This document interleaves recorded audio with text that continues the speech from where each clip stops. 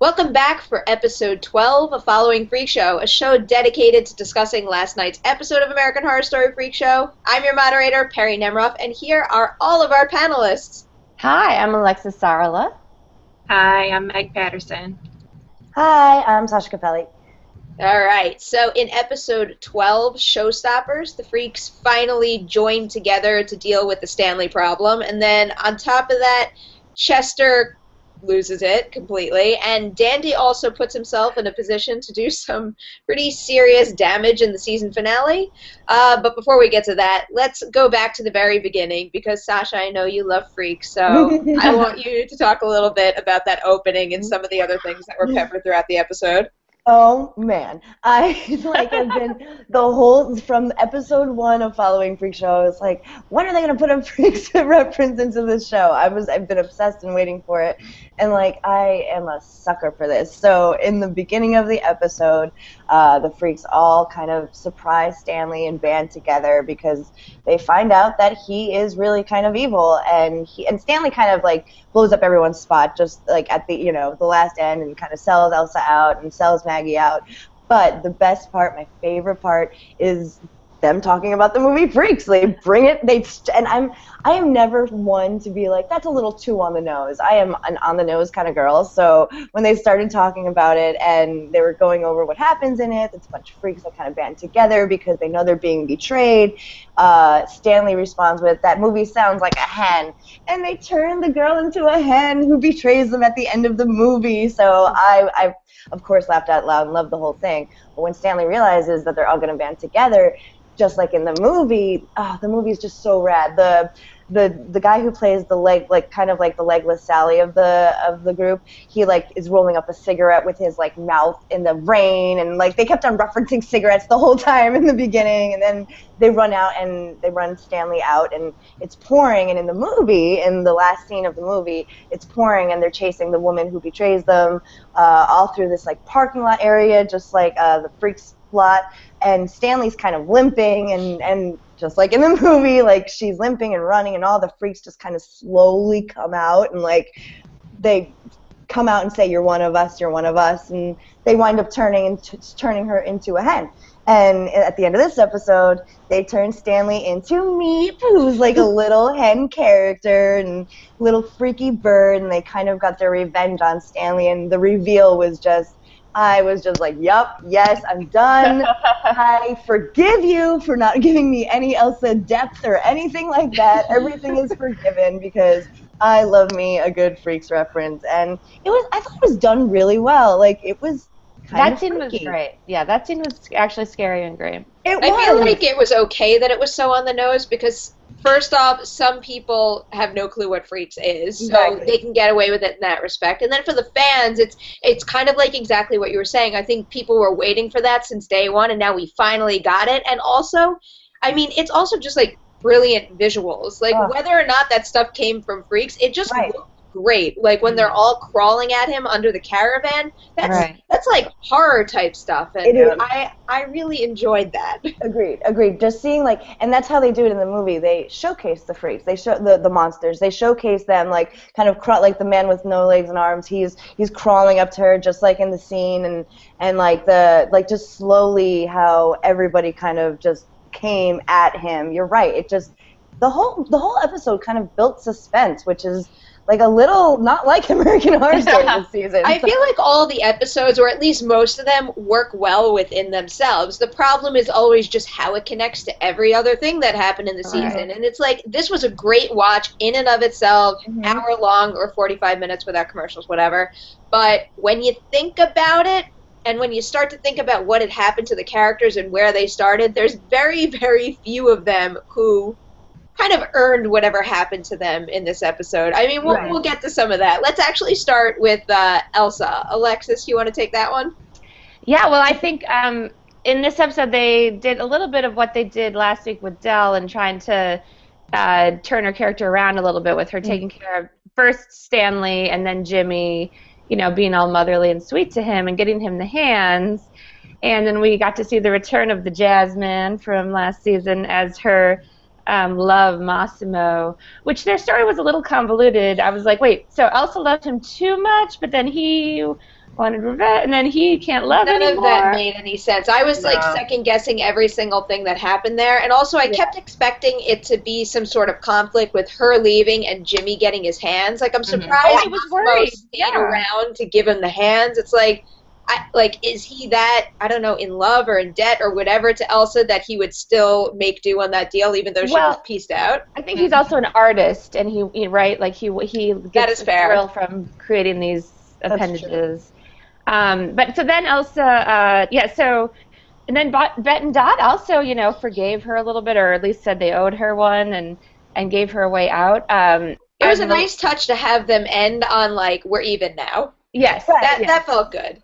Yeah, but then selling the freak show to Dandy is like pretty. It's pretty bad, but whereas everything else that Elsa has done has always been like, I'm gonna like ruin everybody's lives because I have this delusional dream to go to Hollywood and do this great big thing.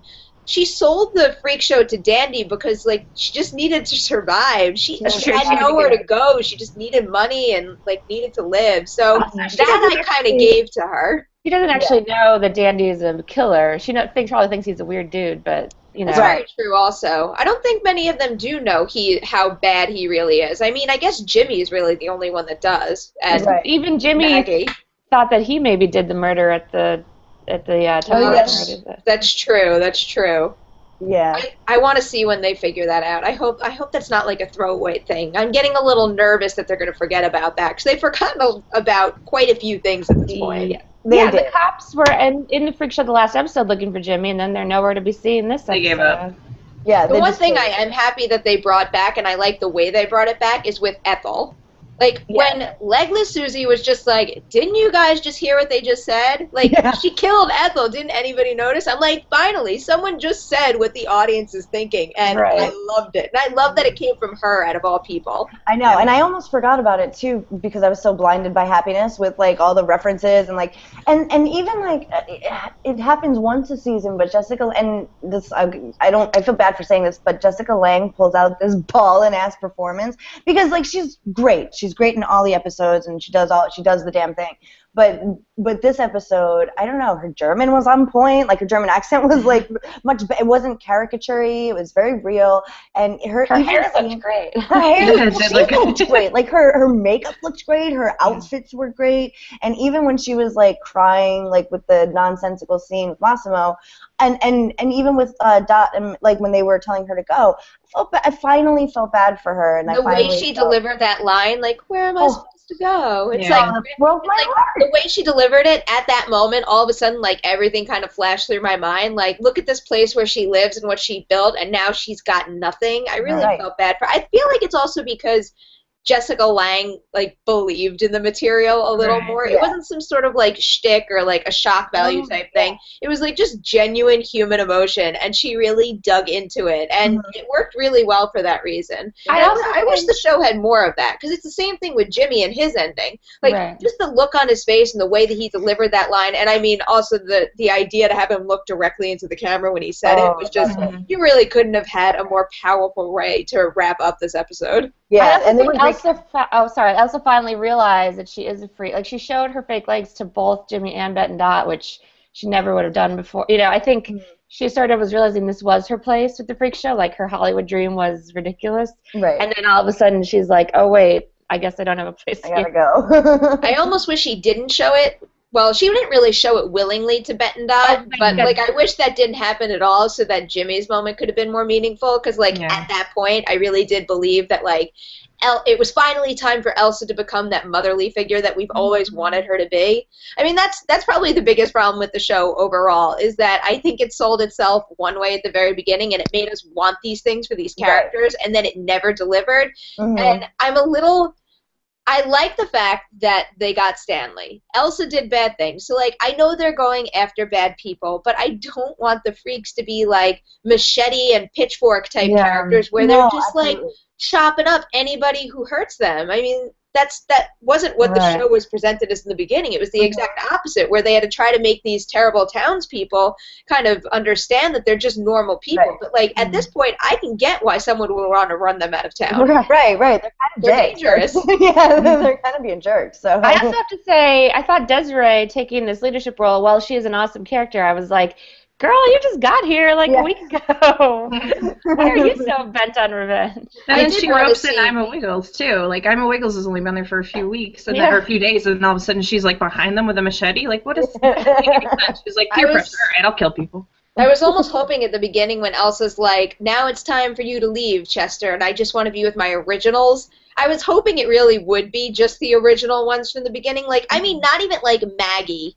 Like, just the core people who were there from day one, who have known each other for years, and, like, I don't know, maybe just, like, some sort of sign of, like, we've been together for X amount of years, let's do this together kind of thing. But, I mean, what we got is fine, but I was kind of hoping for that. I guess it was showing us that Maggie was in on the plan and knew what was going down. What'd you think about what happened to her? Oh, I actually thought she had become sympathetic. I mean, I know she'd made some bad decisions early on, but I don't think she deserved to be sawed in half. And, like, why did no one come out from backstage when she started? I couldn't believe that. I mean, they were right there, and for a while, she was acting, like, all helpless, like something was wrong. Why didn't anyone just come in and help her? I mean, I wonder if it's because they want, like, when they come out and you know, Angela Bassett's like, she had it coming, like, they wanted her gone anyway, and Jimmy didn't seem like he was going to forgive her, and she said she was going to make it right, so maybe in some part of her heart she knew that, like, Neil Patrick Harris was insane and probably going to really, because when she volunteered, like, I mean, the tone, like, obviously had shifted. I don't know if the characters seemed to feel the tone, but she comes out from backstage like she had no idea what was happening, but for a second I thought she did. For a second, when she was like, I'll do it, like, I thought maybe she was sacrificing herself, just like when she was telling Jimmy she'll make it right. I was thinking maybe that was it, but then when she, like I thought if that was the case, the way the scene played out, which I love a good gory, like, saw in half scene, but it didn't make sense to me, because, like, she looked scared then, and I was like... I kind of like how you described it in the beginning. Like, now that I'm thinking about it, you're right. When she did walk out, it could have been, like, a sacrifice type thing, but she does freak out when she's in the box, so that I guess anybody would, but, you know, like, I was hoping maybe she would be, like, at peace with it, because she did so many fucked up things, but... It's also a problem, because it's such, like, a quick... I mean... It turns her into, like, a throwaway character, you know? Because, like, in the scene before, she's like, look at me, I want to be a better person, and I want to be with you kind of thing, and you get the audience behind that, and then all of a sudden, in the next scene, she walks into a box, and it's just, like, chopped in half, and that kill also served Neil Patrick Harris's character more so than it did her. Yeah. It's unfortunate, because she's a main character on the show, not him. He was a 2-episode cameo. He didn't need that. She did. Totally. And then she didn't get it.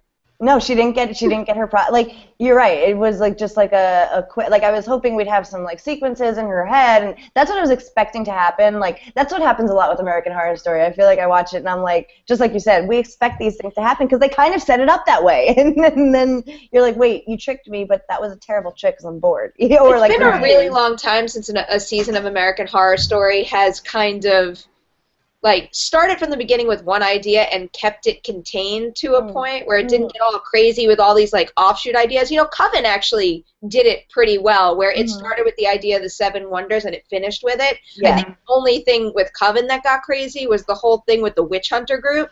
Almost didn't even need that, or that just wasn't worked in as well. But, like, Freak Show in particular, I think it might actually be even more all over the place than Asylum. Because, like, Asylum at least felt like I knew what every character was about and kind of, like, could see their whole trajectory, and it made sense for who they were, but that is not the case with the large majority of characters here. Right. No, not at all. We have no idea. Like, some of the characters we don't even care about, and some of them I want to, you know. Some of them I feel like even Maggie, like we could have seen some more depth with her. Instead, we literally got the opposite. She got sawed in half. All right, let's move on to our third topic, which is going to be the Asylum connections, which we kind of just hinted at there. So, Meg, do you want to talk about what we saw or what some people might have missed, actually? Yeah, I actually just finished Asylum again right during the break over Christmas just because I wanted to, like, really look for all the clues because I'm crazy. So obviously we had the whole Sister Mary Eunice and Pepper part, and then this past episode we see a guy pull the thing off of his head when they're showing Elsa's legs getting sawed off. I'm like, that guy kind of looks like Grouper. And then sure enough, Massimo starts talking about Dr. Grouper and this German doctor that's doing all these experiments and everything. I'm like, holy shit, that's him. And then, oh, fun fact too, it's played by what's his name, James Cromwell's son. John. Yeah, I loved him. I'm like, he looks just like him. It's his son. Yeah. So, yeah. And then I think it was Legless Susie when they were like, oh, we're gonna have to watch a movie later, and she goes, not Sign of the Cross again. That was another pullback from Asylum when they were all in the main room during the nor'easter and they were watching a movie. It was Sign of the Cross. So now I'm desperately grasping for straws to see if, like, Elsa somehow, like, escapes to Boston and, like, picks up a fake accent and she becomes Sister Jude. Never crossed my mind, but when you said that in the email, I'm like, wow, that makes sense, and I think I like that. And then I'm trying to figure out, like, somebody said that Dandy and, what's his face, Bloody Face might have some kind of a connection. I don't know, that might be too far, but, like, he had mommy issues, Dandy has mommy issues, so you never know. I mean, what if the years align? They kind of do. This is in the 50s, I mean, and Asylum was in the mid-60s, so it's kind of like a 10-year gap. So it could be. You never know. Yeah, that's a good point, because Bloody Face, not so much, but Dandy and the clown, the old clown character, like that kind of, it was kind of Bloody Face-y, it was the murders and because the camera angles were great this episode, and particularly a little bit this season, but this episode I felt like they mirrored Asylum a lot. Yeah, like definitely. The shooting and, like, the different, like, especially in the beginning scene, like that was a little bit of a Freaks reference, but, like, they kept on moving the cameras weird, and they did that a lot in Asylum, and I actually really loved that, so I thought that was a little bit of a notion to Asylum too. Yeah, totally. All right, let's roll into rapid fire time, the point in the show where we get to talk about what we're looking forward to in the episode to come, which is the season finale. I can't believe it. But for me, surprise, surprise, all I want is more Dandy. I've said it so many times throughout the season, but he's really by far the most cohesive character, and it's showing more than ever now because we haven't really seen all that much from him in the past few episodes, yet he steps right back in here, and we totally believe what he's doing and why he's doing it, so they've really kind of built him up really well, and I like where they leave him off in this episode because it kind of does pit him against the Freaks in the finale, which is kind of what I've wanted since day one, and I mean, I just know Finn Wittrock is going to kill it if he goes big in that last episode. And I mean, it's American Horror Story Freak Show, so he is absolutely going to. And I can't wait to see what happens. Sasha, what do you got for us? All right. Well, like we were saying before, this did feel like a season finale, and I've been the happiest I've ever been with this episode. But, like you said, seeing Dandy, like, wave out into the crowd, like, that was even, like, to me, that was obviously much better than Neil Patrick Harris, because I loved Neil Patrick Harris. I really did. I loved every second of it. I'm also a sucker for puppet horror, but I'm excited for more Dandy too. But I'm excited for, like, grown-up Dandy. Because, like, he came into this episode, even though he's still pigeon-toed, even though he's still the little boy, he was so grown up. Like, even when he was talking to Bet and Dot, he was just like, I'm just letting y'all know. Like I feel like he made it rain, like, and was just like, here I am. So most cohesive character, best most transition. Little boy to accepting who he is, and now he's an adult and a serious manipulator, and he's even more threatening because of it. And I'm kind of excited to see him pit against Jimmy. Because, like, Jimmy is kind of the same. You like, and I love that Jimmy's going to take over the Freak Show. Right, because I was told him he has to step up and be a leader now. Exactly. That's exactly what I was going to say. Like, just seeing that scene with him and his mom, like, that little flashback, like, I am 10,000 times excited to see, like, when he holds up his hands and he's going to give it to Dandy. Like, I want there to be an epic battle between Jimmy and Dandy, and then I want Jimmy to take over the Freak Show. Like, I want him to carry on his mom's legacy, too. I think you're going to get your wish. Alexis, what do you got for us? I was going to say about Dandy. Interestingly enough, he actually does have a soft spot for the Freaks, right? Like, he loved Bet and Dot. So, I do kind of wonder, like, oh, maybe he'll finally have found his happiness and he won't kill people anymore. But that's probably not going to be the case. I am excited. I guess I'm curious to see what they do with Elsa, like, in Hollywood, if we're going to get if she's going to get that TV show that we saw in the magazine, or if that was just Pepper's, like, dream that she had in the asylum. I don't know. Right. And then, yeah, maybe more hints of next season or how it's going to tie together with other seasons. Because usually by this point, right, there's some like Did speculation. we get our hint? Yeah, Oh, Project Top Hat. wasn't the Top Hat? Yeah. The Top Hat. We will see. All right, Meg, you want to wrap it up? Yeah, Dandy also with me because we were pointing out last night how he's drinking liquor out of a bottle when he has his mother around, and then last night he asked for lemonade with a paper straw. So he's turning into an adult now because with paper straw.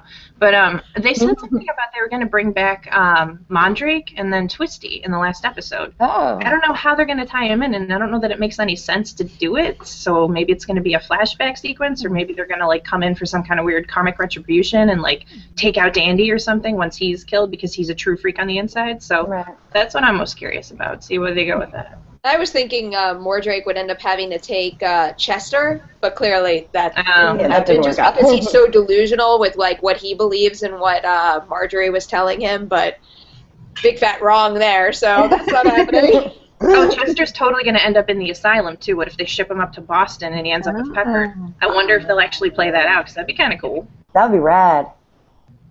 I was just thinking, like, maybe he's Bloody-Face, but, like, no. No. I don't know. I was trying to think of how he could somehow become one of the characters from that season, but I was just like, maybe we'll see the an idea followed by a brain fart. I think Marjorie's going to end up somewhere else. Like, we'll see Marjorie talking to Bloody-Face or Marjorie in the horror house or something. I don't know. Oh yeah. They're just going to connect every single season. I wish. As long as it doesn't spin out of control. But then again, it's American Horror Story. Doesn't everything spin out of control? I was worried for a second last night. I was like, oh God, where are we going to go now? We really are going to end up in Boston. Like, that's what's going to happen. But it stayed self-contained. Next episode, though, I feel like there's no guarantees. Yeah. All right, so that's a wrap on Following Freak Show episode 12. We've only got one more episode to go. So be sure to keep an eye out for it after the season finale of American Horror Story Freak Show airs right here on Collider. And it's now or never for the comments section, so let us know what you're thinking going into this final episode so that we can discuss it on next week's show. And thank you so much for watching Following Freak Show with us, and we'll see you next time. Bye.